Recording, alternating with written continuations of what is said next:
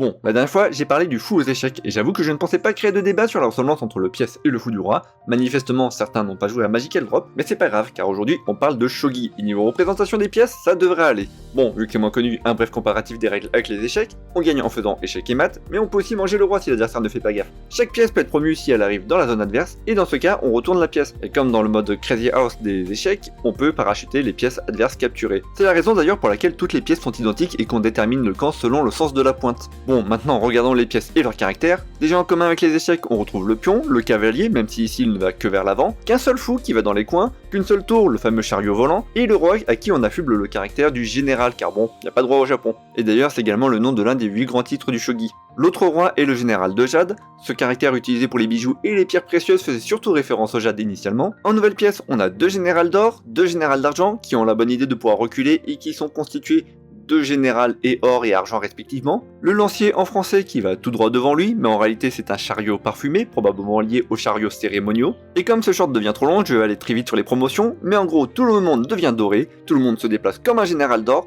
on retrouve donc le caractère se changer en avec le caractère principal, ce qui donne le pion d'or, le lancier d'or, le cavalier d'or, l'argent d'or, à part pour la tour et le fou, qui deviennent respectivement un putain de roi dragon et un cheval dragon avec des mouvements encore plus cheatés, c'est le cavalier d'or qui doit être vert.